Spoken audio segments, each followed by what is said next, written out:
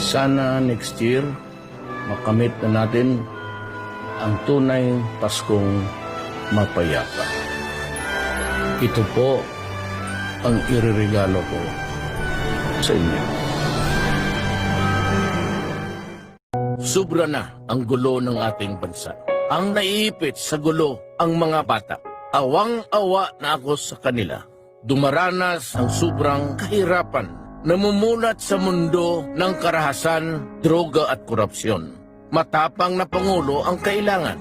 Kung ang gobyerno walang tapang protektahan sila, ipaglalaban ko ang mga batang ninanakawan ng kinabukasan. Tapang at malasakit. Tama si Duterte. Oras na ng tunay na pagbabago.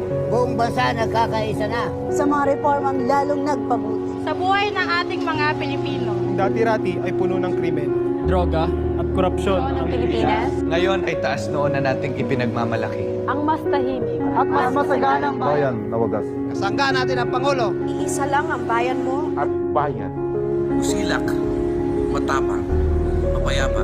ang lugong Pilipino. At sa pagbabagong ito, Sama-sama nating ipakita ang suporta Sa bagong sistema. Na maghahatid sa atin ng mas makabuluhang pagbabago. isulong.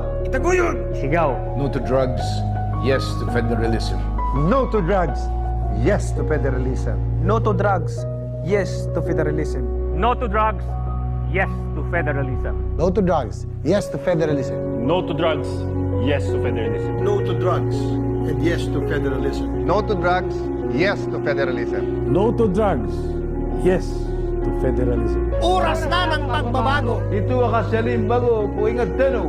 Magkaisa na tayo sa partido ng makabagong Pilipino para sa tinuod nga kausaban. Ito ang panata ko.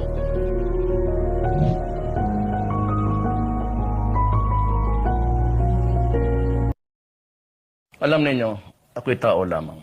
Kaya binabati ko pa rin, Merry Christmas. Kayong mga durugista, magdanakaw, mga korap, mga kriminal, at ninyong nagpapahirap sa Pilipino. Kaya kung ayaw ninyong minto at patuloy pa rin ang karahasan, ito na ang huli ninyong Merry Christmas. Simple lang ang kailangan natin. Disiplina. Mga tren na tumatakbo sa tamang oras. Mga kalyeng tama ang pagkakagawa, imbis na binabaha. Mga kalsadang walang traffic.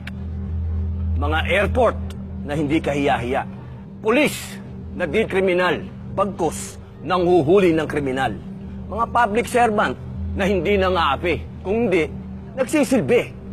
Mga mambabatas na di lumalabag, kung hindi, nagpapatupad ng batas. Pangulong di nagtatago, kung hindi, namumuno. Gobyernong hindi kurap at mamayang hindi takot palagi. Lahat po yan, pwede, pag may disiplina.